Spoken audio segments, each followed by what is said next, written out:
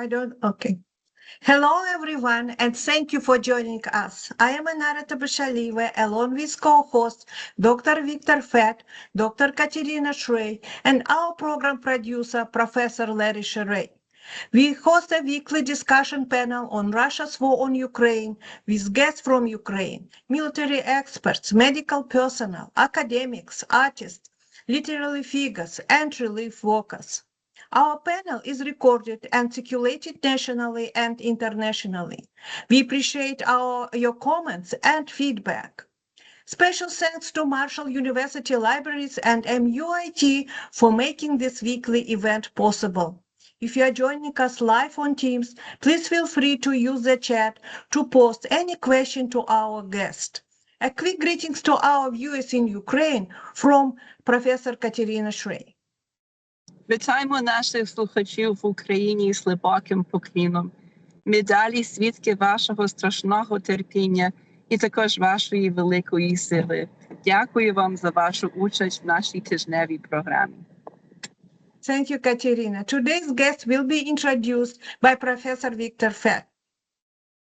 Thank you, Anna and Katerina, and it's my pleasure and honor to welcome an outstanding religious and public figure, Rabbi Yaakov Bleich, the chief rabbi of Ukraine since 1994.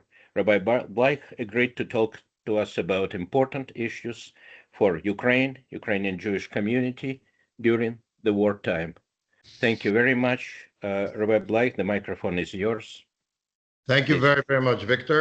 I just want to correct that I'm the chief rabbi of Ukraine since 1990, when Ukraine was still a part of the Soviet Union. I would like to speak a little bit about the history of the Jewish community in Ukraine and the different, I would say, states that or situations that the community went through. First was during the Soviet times. When I arrived in 1989 to Ukraine. In 1990, the beginning in January of 1990, I was appointed as rabbi of Kiev and chief rabbi of Ukraine. At that time, this was still done by what was called the Council of Religious Affairs, Sovet Podalam Religia, it was called, and it was controlled from Moscow. Everything was controlled from Moscow in 1990 and 1991. And it's important that I think that our guests should understand this history of Ukrainian statehood and Ukrainian independence, because it made such a difference for a person like me. I was an American, born in the United States. I grew up educated in the United States, studied in Israel as well. And I moved with my wife and my son, Yochanan, my oldest son. We moved to Ukraine in December of 1989. It was at that time glasnost and perestroika, and the West was, understanding that Gorbachev was making changes. However, most of those changes were only taking place in Moscow, not outside of Moscow. So when we came to Kiev, which is Ukraine, which is the capital of Ukraine, it was not so simple for us. Obviously, they let us be there. We got a visa to come to the Soviet Union. We got a visa from Moscow, but by the time we arrived, they had already regretted that decision, that they let us come, but they couldn't stop us because we were on the way with those visas. However, they would not allow us to be registered. We went through a lot of difficulties, a lot of trials and tribulations those 2 years when the Soviet Union was still around. However, during those 2 years of 1990 and 91, many Jewish communities started rebuilding from scratch. There was no Judaism really allowed, organized Judaism in the Soviet Union. So even throughout Ukraine, where in my estimation at that time, there were approximately 1.5 million Jews living in Ukraine alone in 1990, there were only 12 synagogues, and many of them were just rooms in a building. It wasn't even a full standing or freestanding synagogue. And very few people attended these synagogues because the Soviets didn't want the synagogues to be successful. So in many ways, my arrival to the Soviet Union, arrival to Kiev and to Ukraine took place right at the moment that I think that if we would have waited another year or two, there would have been nothing left of the Jewish community to rebuild, because everything was petering out. There were only older people in the synagogues. And we began in Kiev, as they did in many other communities, by setting up Sunday schools, eventually a day school, summer camps, and reaching out to the youth. Because the future, obviously, is studying and developing young people. That was the most important thing. When I would take my son, who was only 1 year old, to the synagogue, people would laugh. They would say, "Who brings children to a synagogue?" But if you come in the West, or in Europe, in Israel, or anywhere in free countries, the main, thrust of the synagogue is the youth, the children. You want them to feel at home in a synagogue. So this was something that we had to overcome, bringing young people. And as we did, and we started a Jewish day school, and Jewish day schools started throughout Ukraine, and synagogues started throughout Ukraine for those 2 years until the Soviet Union, thank God, was dissolved in 1991. That's when true democracy and freedom began in Ukraine, when we were able to, at that time, really develop the communities the way we wanted and to make it all really happen. So in that period of time, from 1992, I would say December 91, but let's say January 92, and for the next 30 years, we must say that the Jewish life flourished in Ukraine, even though many or even most of the Jewish community left. Many people passed on, the elderly people passed on, many people emigrated to the United States, to Israel, to Western Europe.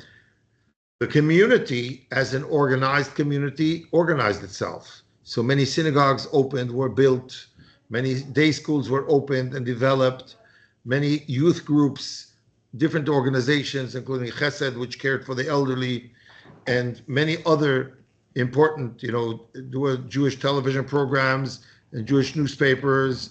A lot of things started happening throughout those years of 1992 to 2022.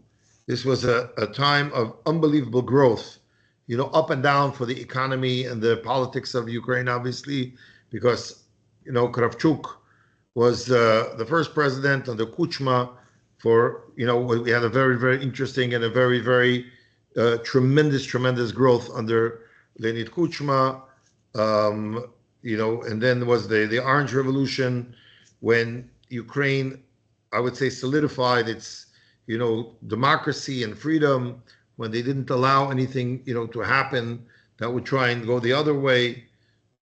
Unfortunately, under Yushchenko, the country didn't strengthen itself and didn't maybe utilize the opportunity that it had, but the Jewish community still was growing tremendously, and many things were happening, good things were happening for the Jewish community. And then obviously when the Maidan, when the revolution of dignity, as we call it, took place under Yanukovych, it was difficult for everyone in Ukraine. It was difficult because Yanukovych was not open with the people, and many Jews, as well as others, it was just, regardless of what a person's nationality or belief was, many people were out there, demonstrating on the Maidan and trying to get it to, to get Ukraine to announce that they will not take this sudden change or shift, I would say, from Europe towards Russia, etc., and everything else. This was a very, very frightening time for the Jewish community of Ukraine, as it was for all of the people of Ukraine. The reason why I mentioned separately the Jewish community of Ukraine, because at that time we found that the Russians were instigating attacks against Jewish communities and Jewish organizations in Ukraine to make Ukraine look bad. We know that part of the narrative of Putin's war against Ukraine is that Ukraine is fascists and anti-Semites, and we know that this is not true because we're living there and we understand that we're living in a democratic country. It's just that he's trying to bring back, the old stereotypes that worked for the Soviets during and after World War II against Ukrainians, that all the Ukrainians are nationalists and anti-Semites, etc. All these negative stereotypes, and all he's trying to do is to bring them back. And one of the things that they did was they caused attacks against Jews and Jewish organizations, which we traced back to Russia throughout different places of Ukraine. This was a very frightening time for the Jewish organizations and Jewish communities in Ukraine in 2014 when these things started happening. However, I would say that the war that Russia began against Ukraine in 2014 in Donbass and Crimea, it only strengthened the Jewish community to identify more as Ukrainian Jews. Throughout the world, Jews that came from the Soviet Union were always called Russian Jews. And still today, I meet people all over, they say they don't know the difference, Ukraine, Russia, even though there's a war going on and they're killing each other. But some people just don't, especially Americans. Americans don't like to get involved in detail of the geography throughout the world. I'm talking about regular Americans. I'm not talking about immigrants. Immigrants tend to study things differently because they're coming from outside. But people that grew up in the United States, for them, it's sometimes hard to understand the difference. But Jews in Ukraine became Ukrainian Jews more than they ever were before after 2014. They started speaking Ukrainian more, identifying more with Ukraine, and in general, identifying with the struggle of Ukraine for Ukrainian statehood. Now, I want to say a few things that may be a little bit controversial, but I'm going to say them anyway, because it's important for people to understand what really happened in the history between the Russians and Ukrainians and the Jewish people that lived mostly in Ukraine in those years. We know, because we were told throughout all the years, that the Ukrainians were nationalists and the Ukrainians were all anti-Semites and Banderovцы were all anti-Semites. And this is what the narrative that was fed to us by Russia throughout all the years of the Soviet Union. I'm not questioning, and I'm not going into the detail because I'm not a historian. I'm just a regular guy, a rabbi that lives in Ukraine. I studied the history, but I'm not a historian. But I could tell you that we know that many of the historical facts that we accept as facts from that we were fed by the Soviet propaganda machine for many years, we know that those facts are false. Many things we know. Now, I'm not saying that Ukrainians weren't anti-Semites, and I'm not saying they were anti-Semites. There are good apples and bad apples in every bunch. They definitely were anti-Semites in Ukraine, as they were anti-Semites throughout Europe at that time. It was a time of very, very big nationalism, and many people didn't know where and how to direct their nationalism. But I cannot accept, only because the Soviets told it to me, I cannot accept that every single Ukrainian is an anti-Semite. I cannot accept that every single Ukrainian nationalist was an anti-Semite. It just doesn't work for me. It doesn't work for me because there were too many facts that we know today about Ukrainians that were close to different leaders of the nationalist movement that saved Jews during World War II, that were good and are friendly with Jews, that were not anti-Semites. So there definitely were some that were, but there also were many that were not. There were many that saved Jews. So it has to be looked at with a new light and a new approach. We have to understand that just because it was told to us by the Soviets, it doesn't mean that it's true, and probably it's not true, because their academics were built on propaganda and not on facts. This is something that's very, very important for us to understand. Now, as a Jew, who my grandfather's family, my grandfather, my great-grandfather, my grandparents were born in the United States. My great-grandparents emigrated from Ukraine. My father's grandparents, they emigrated from Ukraine. Their families were murdered during the Holocaust in Ukraine. Some of them by Ukrainians, some of them by the Nazis. But whatever was, the Nazis utilized the local population, as we know, also to kill Jews throughout Eastern Europe. However, all of this, I still can speak, as someone who has been living in Ukraine for 35 years, that we should look at it with new eyes and with fresh eyes.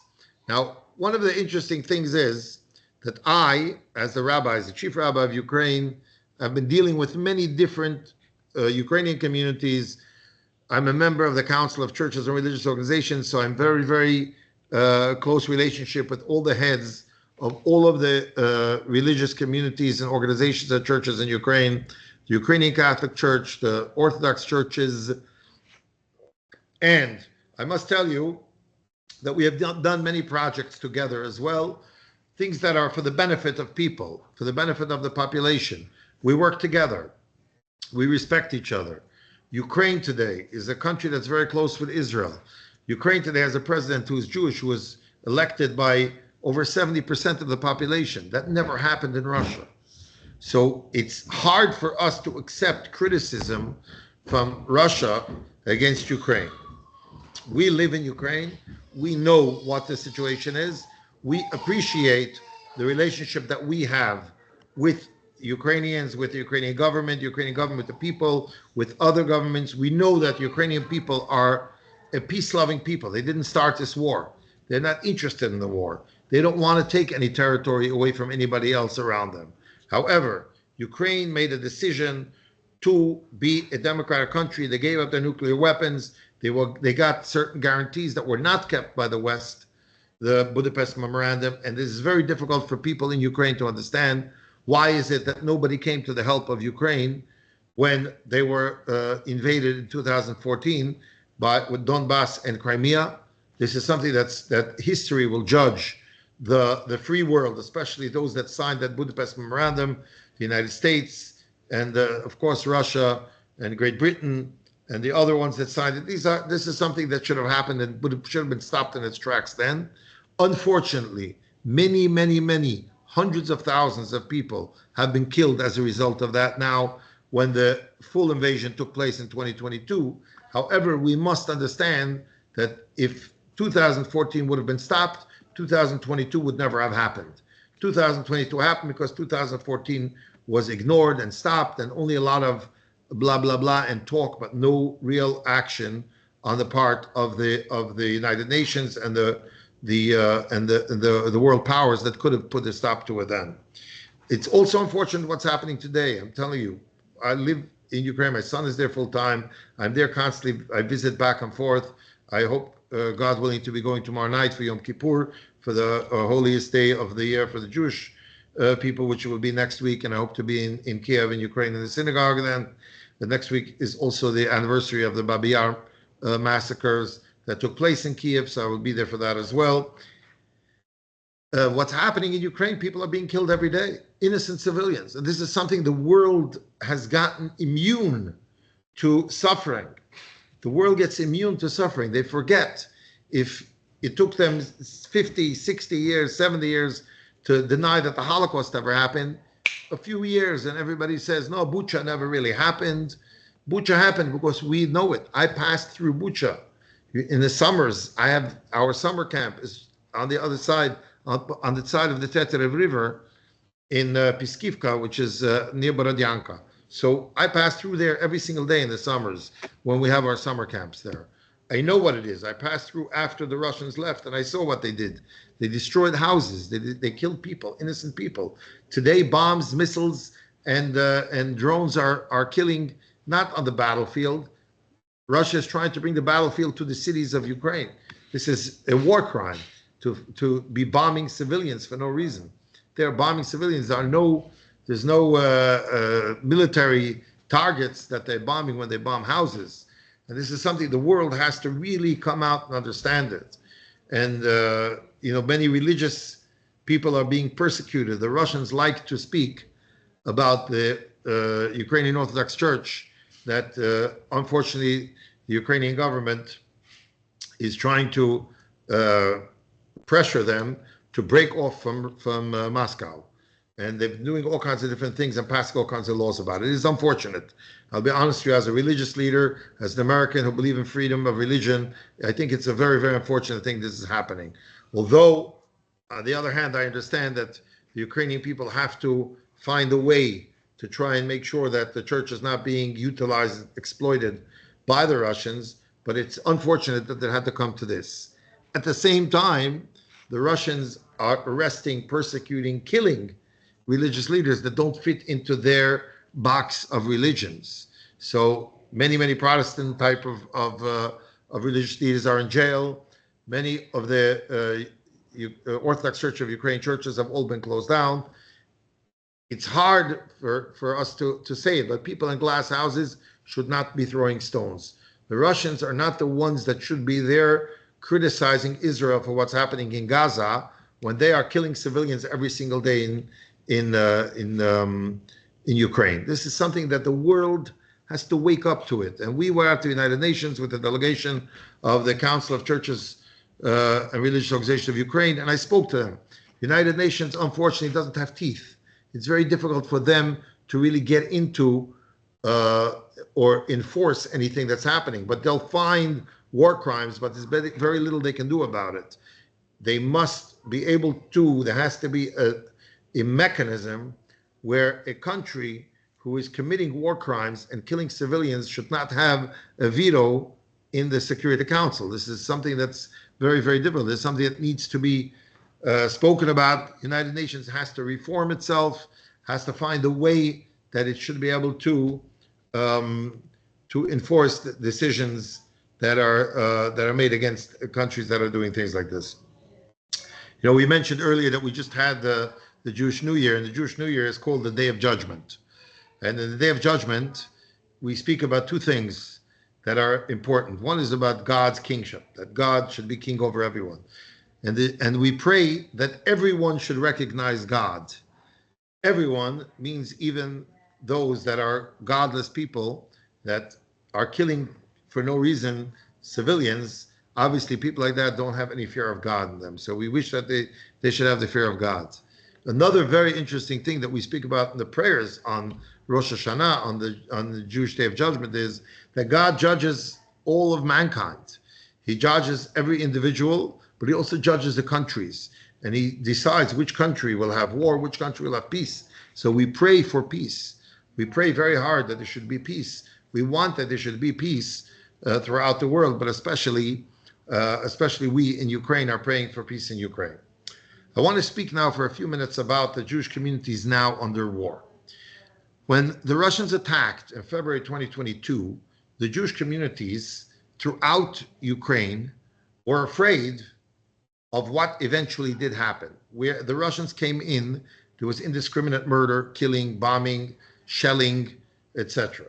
So a very large number of Jews ran away. They became refugees. Internal refugees moved to the west of Ukraine. Some left to Western Europe, some left to Israel, some to the United States. As we know, throughout the entire population, millions of people left. This caused a tremendous strain on the Jewish communities within Ukraine because all of the rabbis left. I mean, by now they all came back already. But for the first few months, it was very difficult because it was very difficult to maintain any semblance of normal life, religious life. So everything that's happening now over the last few years when we are rebuilding. We're not waiting for the war to finish. We are reaching out to unaffiliated Jews. Many Jews now, Rosh Hashanah came, all of the synagogues in Ukraine were open. There were Jews praying over there. I'm not talking about the temporarily occupied territories of Donbass, because I don't know what's happening over there, but I know that in the Ukrainian parts of Ukraine, where Ukraine is still in charge and running it, where synagogues were open, the rabbis were all there, there were prayers in all of the synagogues, and the synagogues are full. People are coming to pray, many people, even though many of these people didn't come to pray before the war, but now they are coming. People look for God, they search for God when there's trouble around, when there's war. It's a very interesting phenomenon, but it's all over in all religions, not only in Jewish religion, but in all religions. People are looking for meaning in life when they see such terrible things happening throughout. So the schools are reopening. You know, many of the synagogues are doing a lot more humanitarian work. In Kiev, we reopened our children's homes for children that come from broken families, or homeless or dysfunctional families or orphans. We, for a while, didn't have a children's home in Kiev. We reopened it and strengthened it. It got much bigger. Many more children are coming. Many more people are needy. Many people ran away, and we also have a community now in Hungary, in Budapest, that of refugees that we opened up in 2022. Many people emigrated to Israel, and obviously throughout Western Europe. So the communities today, in numbers, many of them are bigger, more people coming, more participating. However, the level of knowledge and religiosity, I would say, and practice is lower because these people don't have the experience. Most of the people that had the experience, that were members of the organized community, I would say in some places up to 70 or 80%, they left when the war started and went to other places. So that's where we are today. This is I'm giving you a very, very short synopsis of what Jewish life in Ukraine looks like today. I'm sure there are many questions, and usually I say when you hear the questions, you get to hear what the people want to hear and not what the speaker wants to say. So if it's okay with you, I'll wish everybody a very good, sweet new year, that we should have a year of peace and happiness, and there should be peace throughout the world, in Israel and in Ukraine, and we should be able to meet on happy occasions and discuss the different issues of peace that we hope will take place this year. One good thing we saw is that Trump spoke differently already when he met with President Zelensky. So President Trump spoke differently now about Russia than he's ever spoken before. This is in the new year, after Rosh Hashanah already, after the Jewish New Year. So maybe we'll see better things happening. Thank you very much, Rabbi Bleich, for this wonderful digest. And if you can stay with us for next half an hour, we will be very happy to ask questions. Here is Leonard Deutsch, our former Dean of Graduate School of Marshall University. Please, Len. Hi, I'd like to go back to 2014, and I'm interested in your analysis of what went wrong there. Was the West naive in accepting the idea that a plebiscite was held in Crimea and that the population voted in favor of rejoining Russia, or was it a matter of the West's preoccupation with Iraq and Afghanistan and an unwillingness to involve itself in yet another conflict? What do you see as the reason why? What explanation is there for the West allowing Russia to do what it did? So basically, I'll tell you what I know and what I think. What I know is because I visited Washington a lot and I spoke to I have many friends there in the State Department and National Security Council, and we spoke about it. We said, look what's happening. This was before the actual, let's say, attack, and this was still 2013. And we saw that Russia was building up. We saw that Russia was becoming more aggressive. And words matter. It's not that you say words don't matter. Words do matter, because this whole thing was building up from like 2007 or 2012, etc. Different things were happening. And to quote what I was told by a friend of mine, is that Russia was going from a country with a secret service to a secret service with a country. Right? It was becoming that the whole country was like the Secret Service, and had a whole country backing the Secret Service. And that was what we saw. What we were hearing from the administration at that time was, when they were being told by their own people, again, that, look, we have to react because things are happening and bad things can happen, is not on my watch. Let it happen later. I can't, this is not for me. I don't think this is happening. I don't want it to happen. And sort of, you close your eyes and you say, it'll go away.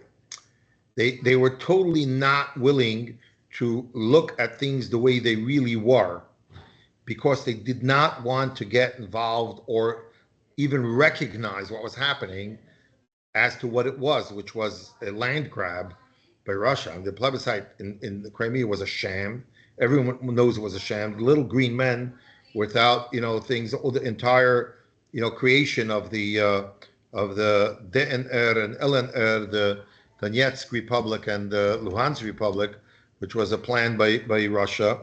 It was all a plan for them to try and break up Ukraine into little pieces. I'll tell you a story.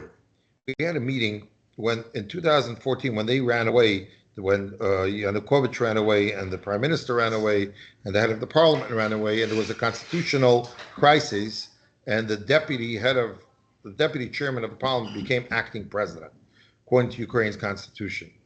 And we had a meeting with him, the religious leaders in the Ukrainian parliament. And I told him then something I mentioned earlier about, that the Russians are going to be attacking synagogues, mosques, and they want Ukraine to look bad. And it would be good if we can get some extra security and protection for religious minorities. And he told me the following. He said, Rabbi, he said, the only thing I can tell you is to pray.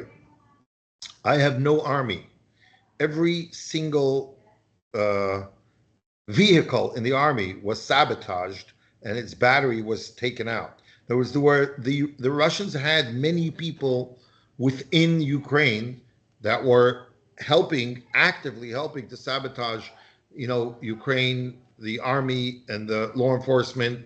Almost everything was being controlled at that point by Russia, even though Ukraine was at that point, a nice 20 years after independence, but the Russians were able to infiltrate and to control a lot. And this was something that it's frightening that the West didn't see it, and it's even more frightening if they did see it and they ignored it. You follow me? So that's what I see it. I see that they were asleep at the wheel, if you ask me. The fact that the United States announced that it had no intention of honoring its own commitment from the Budapest Memorandum to guarantee Ukraine's borders. And I'll tell you what, when I asked the U.S. ambassador to Ukraine, who prepared that document, what's your excuse? I mean, what can you say? He said, we gave assurances, we didn't give guarantees. I don't want to use any foul language here at an academic meeting, but I mean, that's really bad. That's really bad when you come to a country and get them to give up their nuclear weapons and promise them that you're going to, support them and protect them. And then when, push comes to shove, you say, well, I was joking, I wasn't really serious. That's what happened. And at that point, in my eyes, I say, what is a piece of paper worth if the United States won't respect its own signature? Russia, okay, what do you expect? I wouldn't expect them to protect, to respect it, especially not under Putin. But for the United States to do that, I think I think internationally, I think that when the historians really dig into this, I think that we're going to find that was really a terrible mistake. That was the biggest mistake. Well, it certainly helps clarify why Zelensky has been so careful to accept facile assurances, one way or the other, about ending the war. He's being careful. Yeah. Yeah, he definitely is. Yeah. There's no question that Ukraine learned its lesson, and he said it time and again. Yeah, he did say it time and again. Let's see, I was very friendly, and still am very friendly with Leonid Kuchma. Leonid Kuchma was pushed into this, signing this document, even though it was begun under Kravchuk. But I think that I think it shakes us all up to understand what are international agreements, worth at the end of the day. Thank you very much. You're welcome. Thank you, Len. Anara, please. Thank you very much for your extremely interesting presentation, and you have a very unique experience living in 3 places, not only US, Ukraine, and former Soviet Union. So it's very rare. And of course, during the war, we are talking about peace building and restoring society. And I would like to ask you how to rebuild Ukraine and promote religious peace. how to enhance actual cooperation among religious leaders and communities in the future. There should be certain blueprint and how to promote nonviolence and reconciliation among religious and ethnic leaders in the future. So Ukraine has been blessed with peace among religious leaders and among ethnic leaders, ethnic minorities. Ukraine did not suffer from, any of the infighting, I would say, or civil strife that, took place in Yugoslavia, for instance. So Ukraine was basically blessed. The Council of Churches and Religious Organizations unites all religious leaders, from the, mainstream. We have 18 members, all of the major and even most of the minor churches are members. So we don't see religious strife really as a problem. There is a problem now because of the war with the Ukrainian Orthodox Church, only insofar as it is perceived by Ukrainians as being under, I don't know if it's perceived, if it is, but under Russia's control. And many people within the Ukrainian Orthodox Church have been found to be working supposedly, or allegedly, I should say, for the Russian Secret Service. So I'm not getting into that because whenever I do, I get into trouble because everyone accuses me of supporting the other side. I support religious freedom, obviously, but it is obvious that during war, things are going to happen that we don't like. But you want to talk about peace. The war wasn't begun by religious leaders, and it's not going to be stopped by the religious leaders. That's obvious. The war was begun by Russia, and it has to be stopped by Russia. That's very, very obvious. Once the war is over, I mean, even today, you're going to find that Ukraine, from what I know, is a peace-loving country. They're not looking for war. They're not warmongers. They're not looking to fight with the Russians.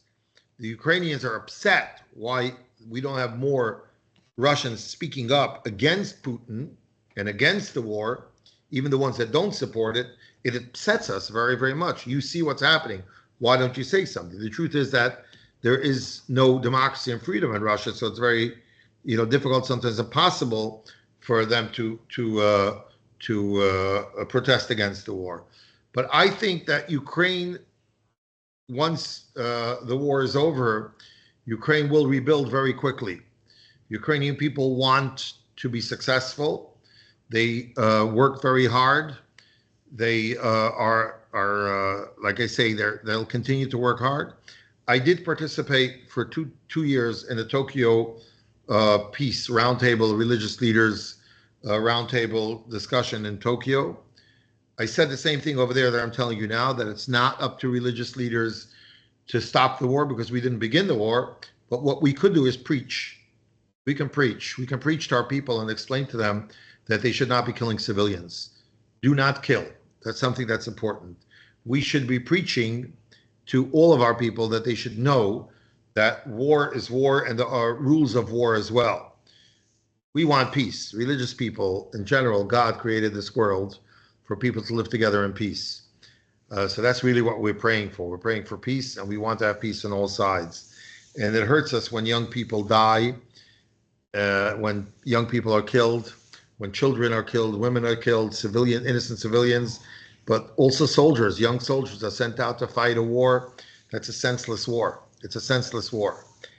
And it hurts us very, very much when people are injured and children are traumatized. These things are very, very painful. And it will take Ukraine many years to recover from the trauma of war. It will take many, many years. However, what I think we have to prepare now, what's the most important thing is to prepare for peace by beginning the rebuilding, reconstruction, by being positive, by understanding that Ukraine has a very bright future. Ukraine is a very, very powerful country today, one of the most powerful armies, if not the most powerful army in Europe. Unfortunately, that Ukraine had to build this army up, but if it serves as a deterrent for future wars, so be it. I just think that this is what we really have to work on and get the Western world to understand that Russia has to be stopped. And it's not going to be enough to do it a little bit, shoot, step by step. It's not how it's going to happen. It's only going to happen if the West uses all of the power and all of its pressure to pressure Russia to stop this war. That's what has to happen.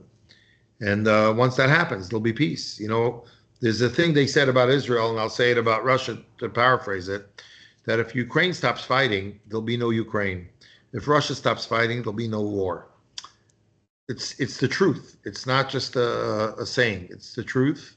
And everyone should recognize it and do whatever they can to make sure that Ukraine gets the peace that it deserves and a just peace. I want you to know that I participated as an observer in negotiations between Russia and Ukraine before 2022, when they had these peace negotiations that were being, I think they were being organized by the Organization for Security in Europe, the OSCE. And President Zelensky asked me to participate as an observer to see what happens during. And I was there. I sat in the room with President Kravchuk when he was in charge of negotiations. And it was obvious the Russians can negotiate to death. Negotiations for Russians are a trick, a ploy, a way to waste time and spend time and fool the world into thinking there was no negotiations whatsoever going on their side. Every single negotiation went the same way, and they would say, why are we negotiating? We're not part of it.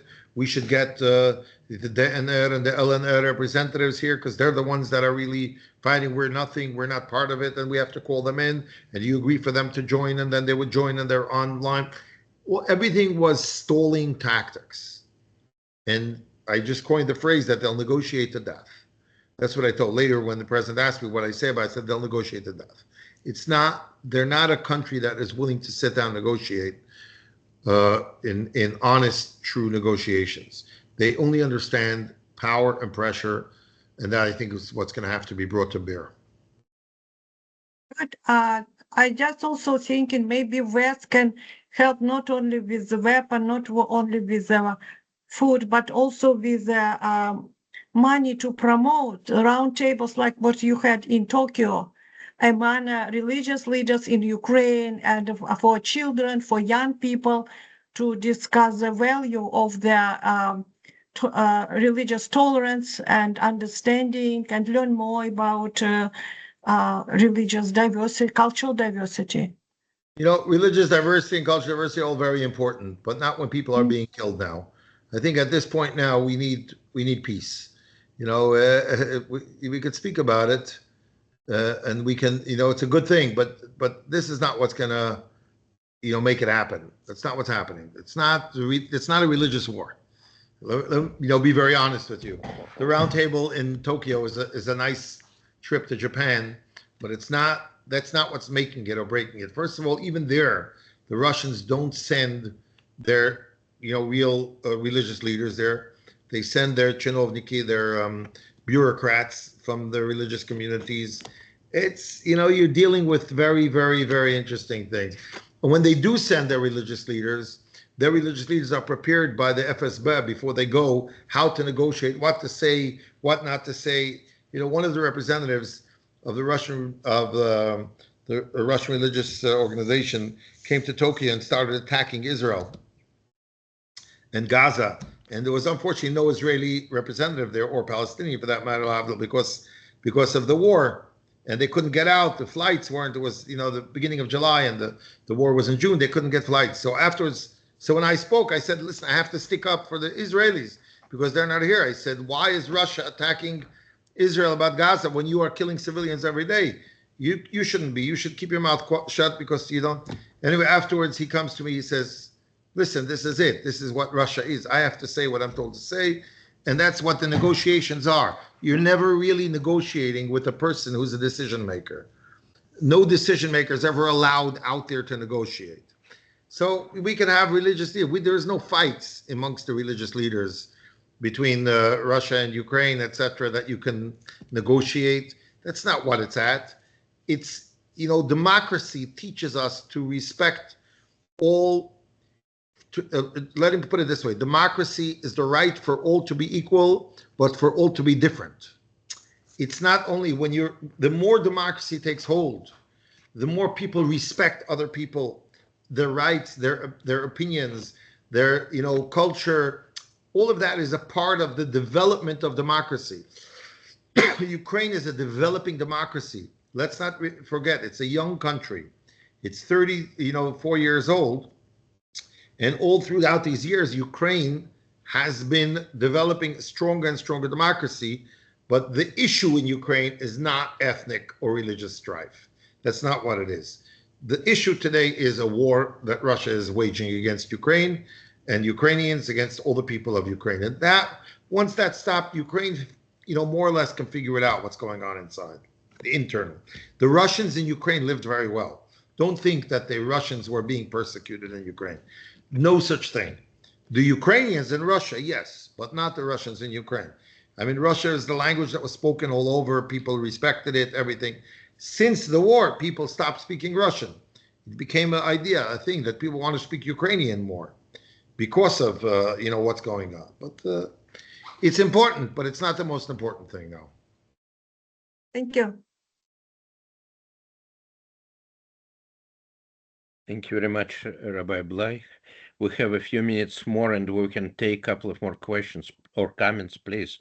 I know there are so many issues here and I could ask tons of questions, but we have our regular visitors. Please don't be shy. What Rabbi Bleich is talking about is so important. I think it's one of the most important of our 187 meetings. We had people before talking about Jewish experience and history in Ukraine, about religious wars of all kinds. Please ask your questions. Maybe meanwhile I can formulate just one of mine. You have lived in Ukraine for 30 years. I was born there, but I left 50 years ago and never returned. 30 years in the States. Do you see this country? How has country changed in 30 years, even talking before the war? What kind of vector did you see? We all knew that it was a pendulum from Yushchenko to Yanukovych and to Poroshenko. So do you see this? Do you see this country, even without a war, did it have a strong potential to become democracy for a foreigner, for an American? What can I say? Let me tell you, there's a few things that we should look at. When we look at Ukraine, we look at the small, but we also have to look at the complete picture. If you look at the complete picture, Ukraine, every single change of president was always done democratically. The biggest test was in 2014 when Yanukovych ran away, which was a real constitutional crisis. I'm telling you, I remember I was there. I participated in roundtables and meetings with all the different sides of the Maidan. You had the Yanukovych people and the Yushchenko people. It was a real crisis, in what was taking place there. When Yanukovych left, Ukraine could have gone into chaos totally, but they did have elections and they did elect Poroshenko. Poroshenko did set up a very strong continuation of the democratic development of Ukraine. Even though, people have complaints against everyone, starting from Kravchuk, of course, and Kuchma, and every one of them had their, fair share of scandals, and Yushchenko, especially Yanukovych, who very much tried to be a strong man, like Putin. He was modeling himself on Putin and on Russian, that type of dictatorship and control. I must say that Poroshenko did a great job. There's no question about it. Poroshenko did a great job under the circumstances of rebuilding the army, trying to strengthen Ukrainian statehood. I would recommend that anyone that really wants to study all of this more in depth, read Adrian Karnitsky's book about Ukraine, which came out, which in where he explains how the statehood really developed under the different presidents. So I think Ukraine has a tremendous, tremendous potential. I think it will always stay a democracy. I think that we saw that already. And I think that, even now with war and Zelensky, which is a difficult time, it's very difficult for President Zelensky now. Don't forget, they can't have elections during the war. And people are questioning the democratic, status of Ukraine and everything else. But at the same time, there's a constitution that they're living with. And I think that we have to respect a country. Rule of law is the most important thing for democracy, especially for Ukraine. A lot of stuff is happening now during the war that I don't agree with, including some of the sanctions, the way they're being, in my opinion, abused. The whole sanctions, because it doesn't need a judge and a court, so many of it, I think it's being abused in many different places throughout the world, not only in Ukraine, but also in Ukraine. But then again, it's war. And during war, things happen that we don't, expect and we don't like and we don't want them to happen. So I really think Ukraine has a tremendous potential, economically, militarily, politically, to be a very strong democracy.